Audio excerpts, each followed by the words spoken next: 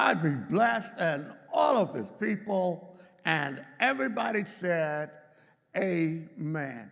So happy to see all of you. Glad to see you. Always praise God for you. Always praying for you.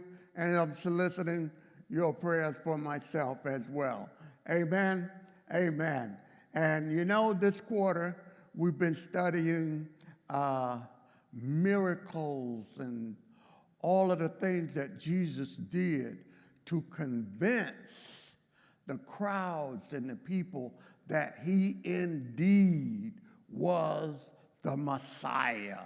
Amen. And miracles were one of the key things that he did that got people's attention, and they began to realize that, yes, he indeed is the Messiah that was prophesied to come.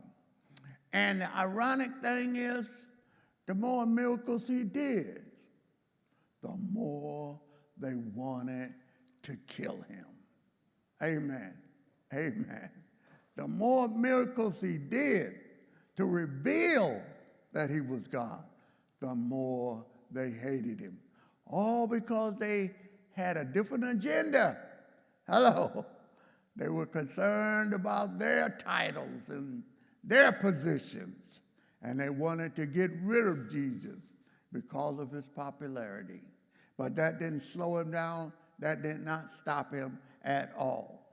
So as we continue with that theme in mind, proving that he was the Messiah, let's see what he did in the miraculous world to convince them and how they responded.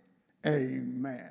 Now, in the book of Mark, amen, chapter 2, verses 1, with our lesson text title being Healing and Forgiveness. And they go hand in hand, and that's what we're going to look at in this lesson text today. Now, verse 1 says, and again he entered into Capernaum. Now, he had moved from his hometown of Nazareth and what? Based himself out of Capernaum, which came to be his headquarters, where he worked out of that and used Capernaum as a hub.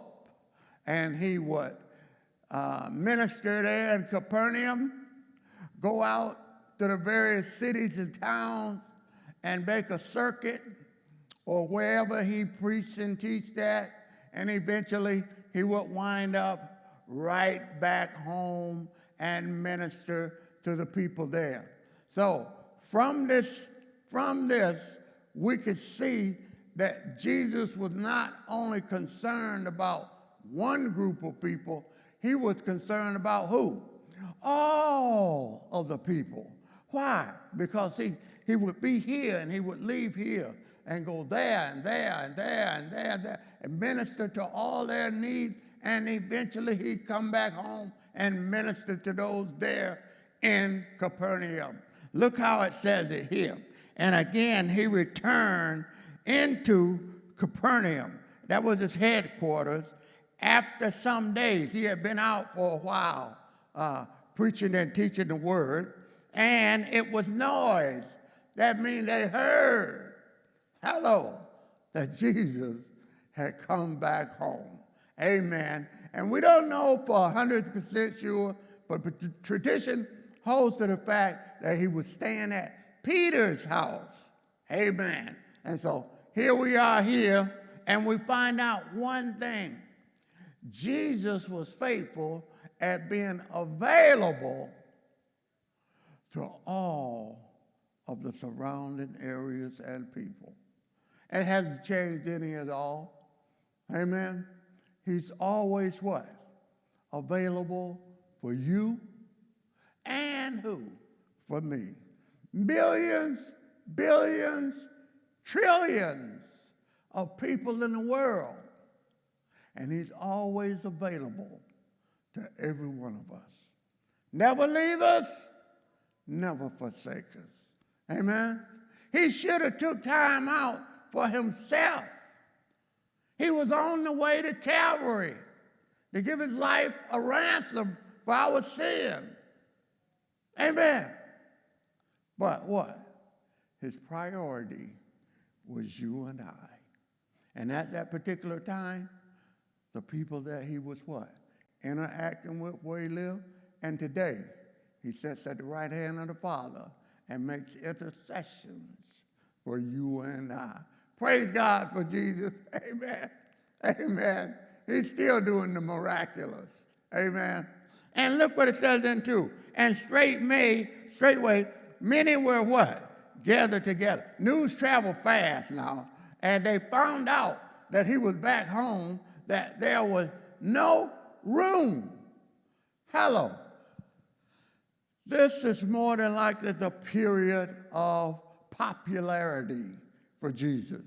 And we know at least 2 cycles that he had, time frame in that 3.5-year period that he ministered, and what are the times was time of popularity. And as it draw close to the end of his ministry, it was the time of what? Rejection. Amen. They wanted to what? Destroy him because of his popularity. Did that stop him from ministering to the people? Hello. It didn't at all. Nothing can stop God from ministering to you and to me. Amen? Amen. And it says here, he was so popular, there wasn't even enough room for you to even get to him. Hello. There was no room to receive them. And look, they put emphasis on, no, not so much as about, you couldn't even get to the door. Hello. Hello. That's how popular Jesus was. Amen. He couldn't get to the door, and he preached the word unto them. Was he concerned about himself? No. Concerned about the people there, concerned about you and I. And when he came in his first ministry, John the Baptist, who was the forerunner, he came preaching, repent, for the kingdom of heaven is at hand. And when Jesus came right behind John the Baptist, who was his forerunner, that went ahead of him announcing that he was coming, Jesus came along and preached the same thing. Repent, for the kingdom of heaven is at hand. Amen. We don't know if that's what he was preaching about, but it says here, it says, he preached the word. In other words, that could have been any of his teaching that you and I know about that's in the Bible. Could have been any of them. But Jesus in what? In this particular part of the ministry, more than likely the time of popularity, he had became known as a what? A miracle worker. Hello. Amen. Healing people.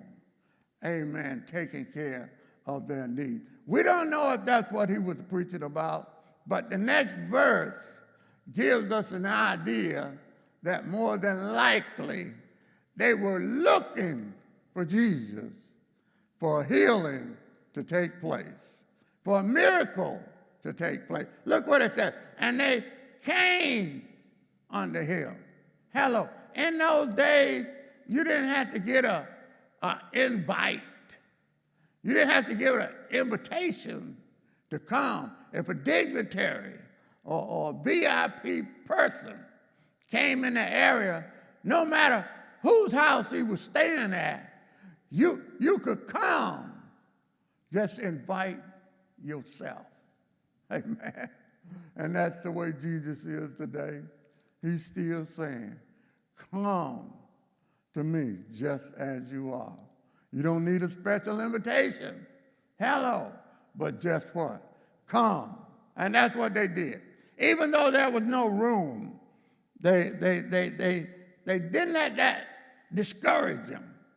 And I'm telling you today, you might be having some difficulties some discouragement in your life, and you might be having even some disappointment. But don't let that stop you from coming to Jesus.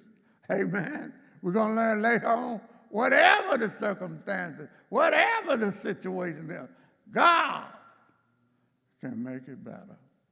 Amen. He can take care of all your issues. Look what the situation and the circumstances was here. And they came unto him, bringing one sick of palsy. Now, palsy he had paralysis. Amen. Lost his mobility. And some commentaries say it was one leg, two legs. Some even go so far as to say one leg, one arm, two legs, two arms. So we don't know, but this fella was in bad shape. He was so bad, he couldn't even, go himself. They had to put him on a cart and carry him around. Amen. Amen. It was a sad situation. But they said he was sick of palsy, which was carried by 4 people. Amen. Didn't I tell you? Whatever your problem is, make sure you go and see Jesus. Amen. Might be hard getting to him, difficult. Circumstances may be standing in your way, but hello, they found a way. Look what the next verse says for. This shows you something about their faith in him. They didn't give up very easily. They didn't get discouraged very easily. They weren't that sensitive to circumstances, and they just kept on trying to get to Jesus. Amen. And we ought to do the same thing today. Whatever the circumstance, no matter how bad, no matter how bleak circumstances look, keep on trying to make it to Jesus. Look what he says here. And the text doesn't really say it, but if you look in Luke chapter 5, 19, in chapter 5, verse 19, it said something like, they didn't tear the house down. Hello. But they did get in. Shows their persistence and their faith. And when he could not come near unto him for the press, they uncovered the roof. Now, those roofs back in those days were, on some of the houses at least, had a flat roof and wood ceiling beams, and they would use tiles. And if you look in Luke 5:19, they'll use the word tiling. You know, they weren't the little thin little ones that we use today, 12 by 12. They were probably bigger, a lot thicker. And they were made out of clay, either sun-dried or fire burned, hard, amen. And then they would lay them on the beams, and then they would put a thin coat of wet clay on top of that. And when the sun baked it, it would seal up all the cracks. And they had a nice place to go in the cool of the day. They could go up on the rooftop, and rest and relaxation, hot nights. They even spend the night up there on the roof. And I don't want to get to the thinking that they destroyed the man's house. They did a little damage, but it could be repaired. Not maybe easy, but it wasn't damaging to where it ruined or destroyed the house. Amen. It could be repaired. Now, and then uncovered the roof where it was, and when they had broken it up, they let down the bed whereon the sick lay. Now, look at their faith in Jesus here. I mean, they were relentless. They wouldn't let anything stop them from getting to Jesus. Amen. And we ought to have that same type attitude. When troubles and difficulties and hardships come our way, we ought to be relentless in our pursuit for Jesus, because he can change circumstances and situations. Amen. Overnight, he can turn things completely upside down, right side up, in your favor. In a moment's notice, hello, he can take you off a sick bed and raise you up and allow you to what? Be on your way. You want somebody. You need somebody that can do you like Jesus do you. Amen. Amen. Look at it. Look at it, how it unfolds. Now, we notice their faith and how relentless they was in their pursuit, refusing to give up, refusing to be discouraged. Nothing would what? Terminate their faith. They sound like the woman with the issue of blood who had been what? Sick and had spent all her money. But she said, if I could just touch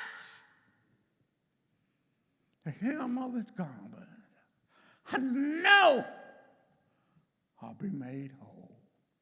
Amen. She didn't let the crowd stop her. And all of a sudden, Jesus stopped.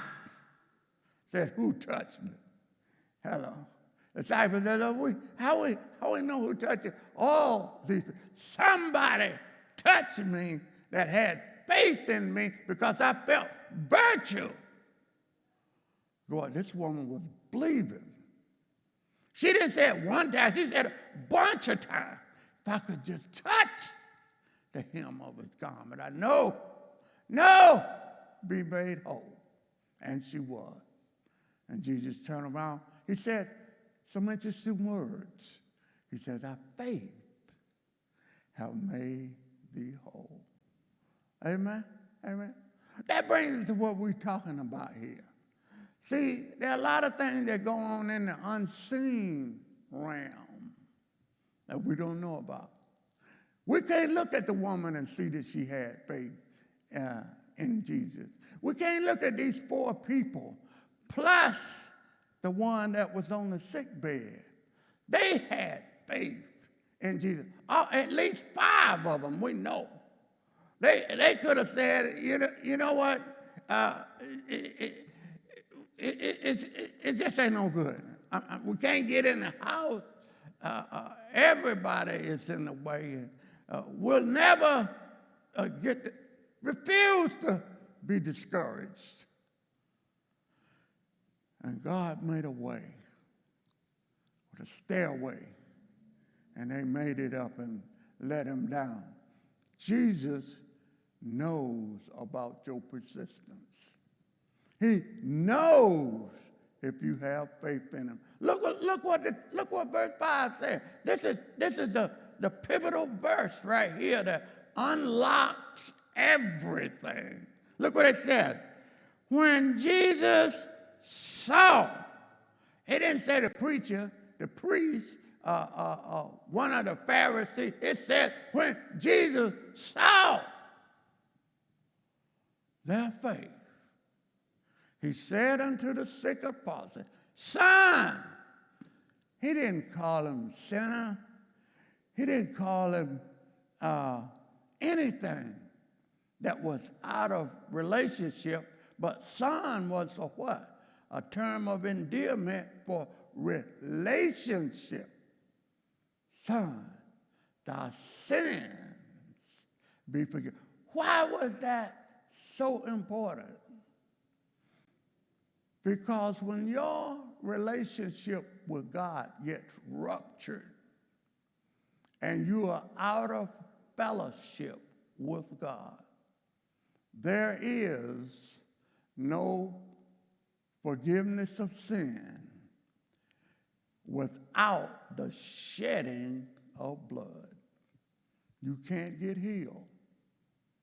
And the Bible says at point blank, without the shedding of blood, there is no remission of sin.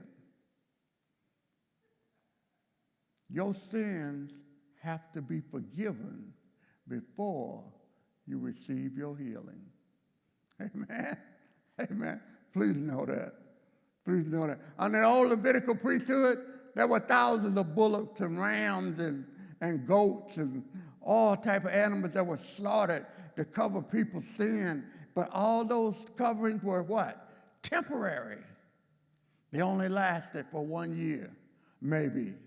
And then what? The high priest had to go in the Holy of Holies and what? Do the what? Sacrificial thing all over again. But Jesus died once and for all. He was headed to Calvary even as he spoke. Should have been concerned about himself, but he wanted to make sure that you and I had a way to be forgiven for our sins. Because if your sins haven't been forgiven, you can forget about the healing. No way. No way. And sometimes it's as little as healing a relationship. That's what it is. We don't always have to need physical healing like this man. Jesus was trying to give you a word picture that you need him in order to get healed. Because without him, there is no forgiveness of sin and there is no healing going on. It's trying to let you know, I am God. You need me. And there are some things that only God can provide. And I am God. Amen. That's what he was telling them. That's what he was living it out in acts, in animation. Okay? He was living out healing, healing, healing, amen, and what? Forgiveness. That's why he just went straight to the source. I know you got a sin problem. But now, let's deal with one other question. When somebody has a disease or ailment or injury or some type of malady and they're suffering, does that always mean that they're guilty of some sin? It's a good question. Not only do you and I need to know the answer, Jesus' disciples answered asked Jesus the same question. Did he? Oh, yes, he did. Yes, he did. In John 9, John 9, chapter 9, verses 2 and 3. What did the disciples say? Says, Rabbi, Jesus, who did sin, this man or his parents, that he was born blind? Hello. If you got a Bible, you got a red letter edition. Jesus said, neither this man sinned nor his parents, but that the works of God might be made visible or might be made manifest. Now, don't try to accuse everybody you see. See what the Lord done did to them? They got sin in their life. They done did something they ain't got no business. The Lord is displeased with them, and he punishing them. Don't do that. According to 9, 2, and 3, that's not always the case. The rabbis even taught that. That's why the disciples asked Jesus, and that's why Jesus gave them the answer, so you and I would know every time you see somebody sick, don't mean that their life is full of sin. Hello? It's all through the Bible. How many of you know Job? Hello. He had 3 friends, Bildad, Zophar, and Eliphaz. And all of them told the same thing. Job, the God I serve, if you weren't guilty of some type of sin, you wouldn't be going here at death doors and God wouldn't do you like that. Hello.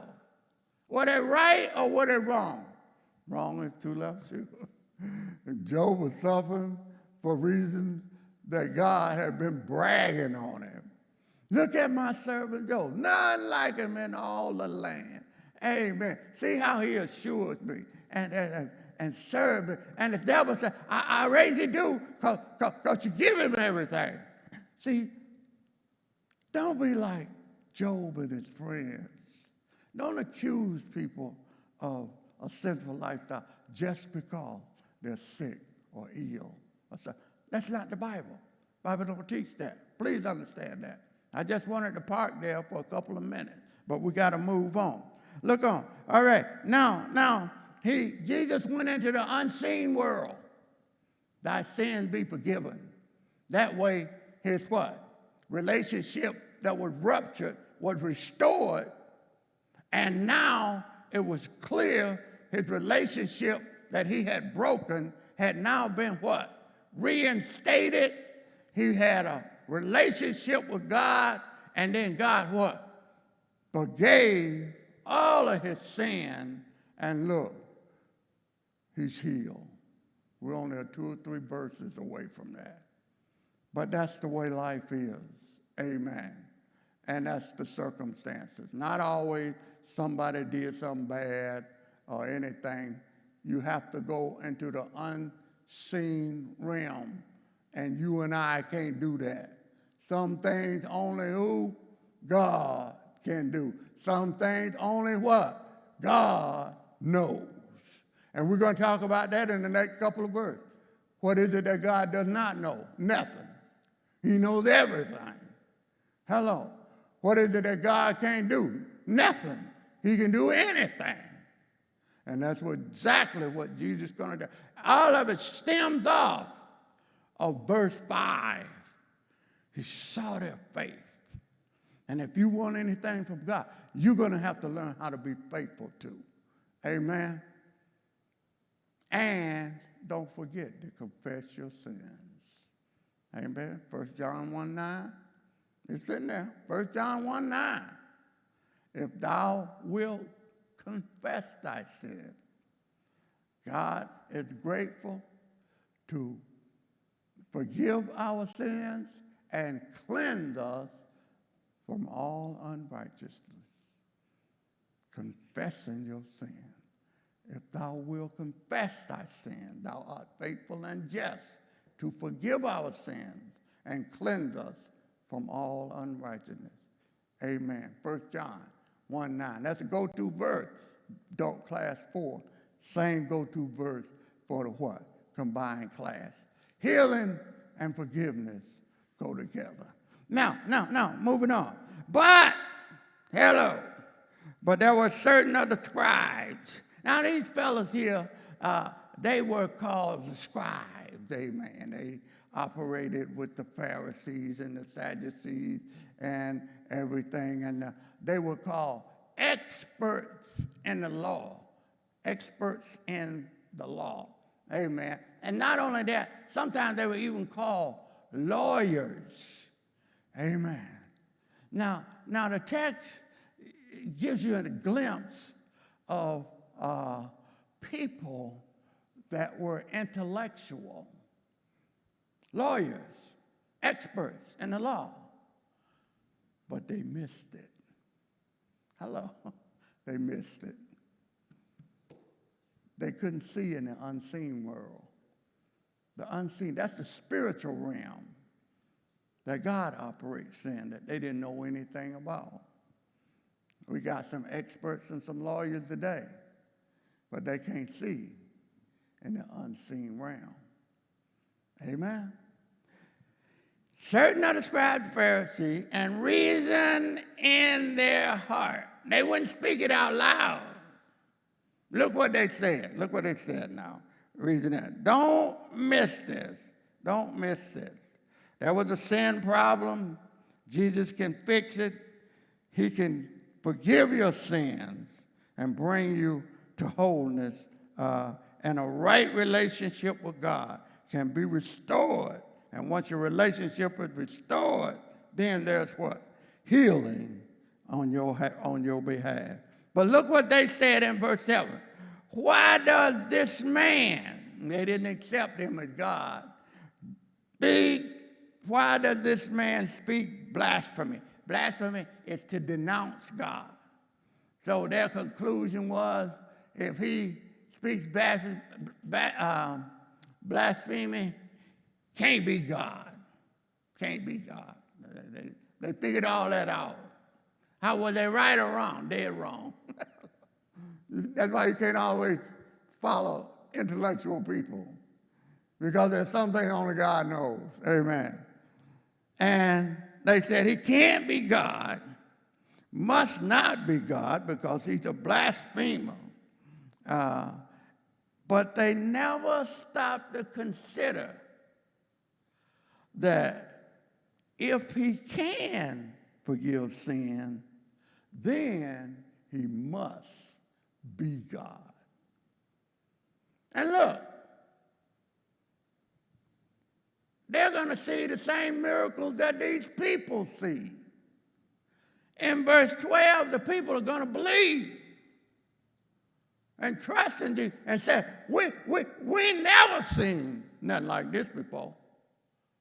These same folks, the scribes, the experts, the lawyers, they saw the same identical thing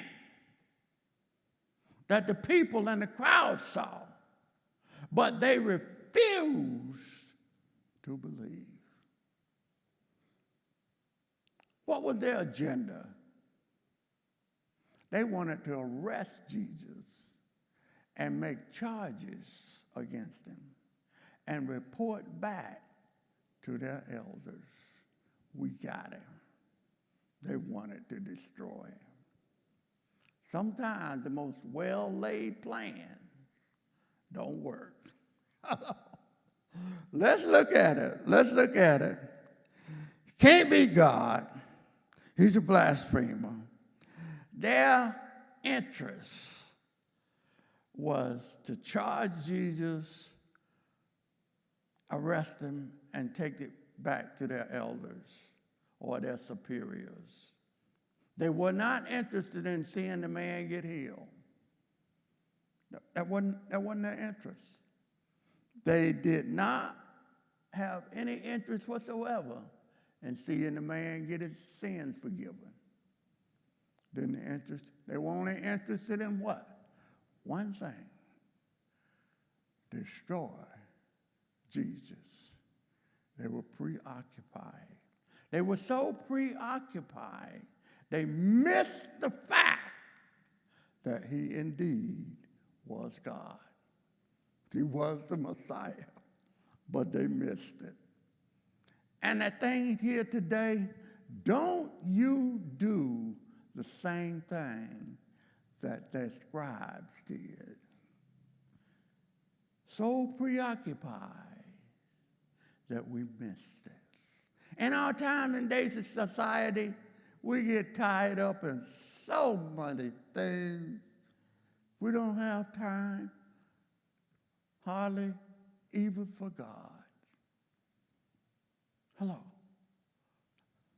That's the way they were. They were so preoccupied with other things. They totally and completely missed Jesus. Verse 7. Verse 7. Why did this man speak blasphemy? Who can forgive sin but God only? They were right. But they refused to believe that he was God. They were going to see the miracles in a few minutes. They had seen the miracles before, but they refused to believe. You know what believing is? It's a choice that you make. I can't make it for you. Pastor can't make it for you. Your mother, your father, your sister, and your brothers can't make the choice. You have to believe for yourself. Hello. Nobody can and nobody will do it for you. Please understand that. And they seen the same miracles that they did.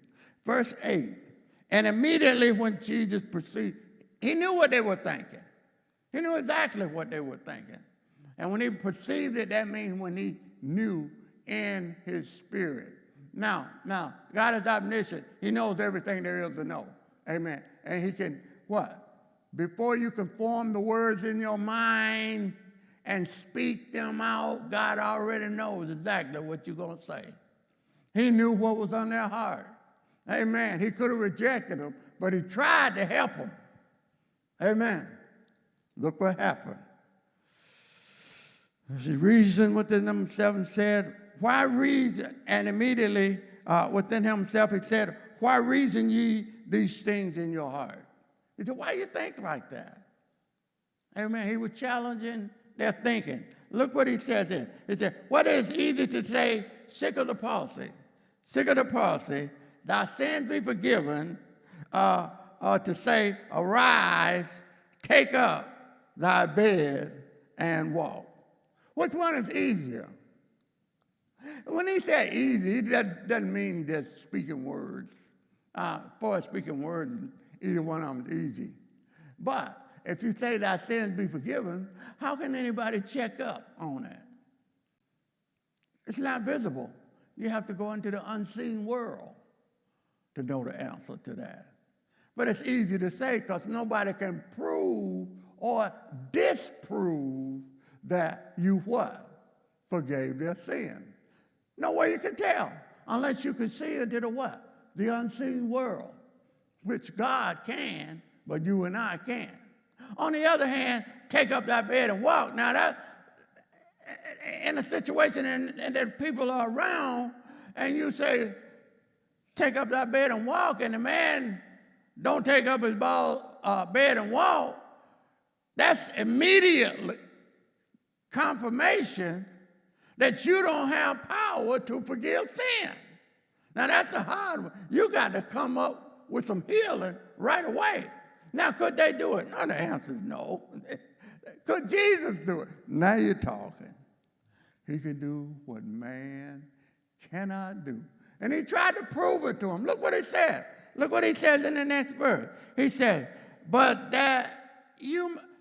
so that you will know. That's Jesus talking.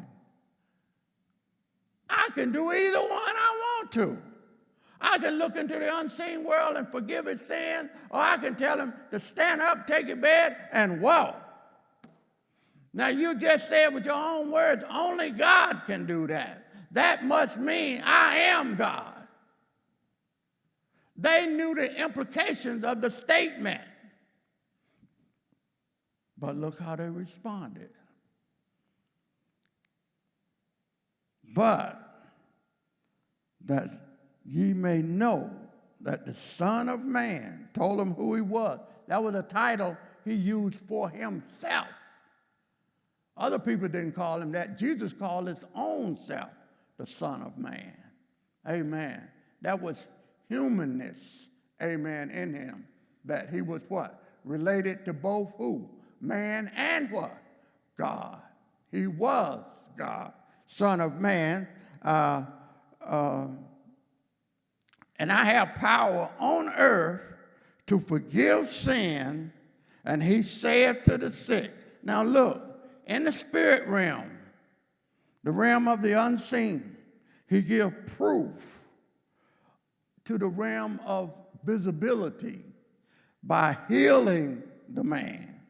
Verse 11, I say unto thee, arise, take up thy bed, go thy way unto your house. The forgiveness was validated. Why? It proved that he had power and authority to heal what? Spiritually as well as what? Physically. He had the power to what? Even go into the what? Unseen world. That you and I, only God can do that. Amen? They had no other choice to reason but that he must be God. There was no other direction they could go. But they refused to believe on him. Even with all the confirmations. Did not Jesus try to help them? Certainly he did. And if he would try to help them, and they were opposed to him, how much more is he willing to help you and me? Amen? Amen. But look, arise, take up thy bed, and go thy way to thine house. Now, look at this right here. Look at it right here. And immediately he rose, took up his bed, and went forth, look, before them all.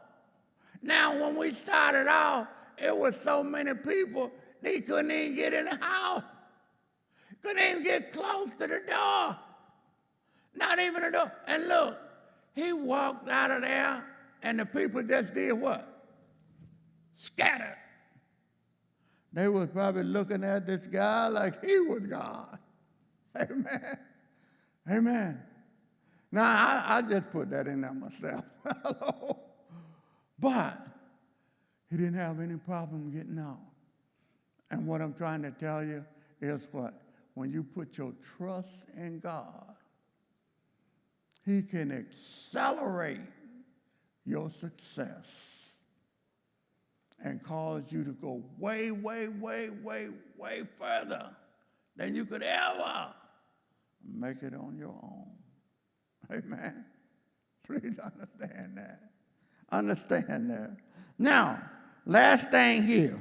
And so much that they were amazed. That means they were struck out of their senses. And look what they said.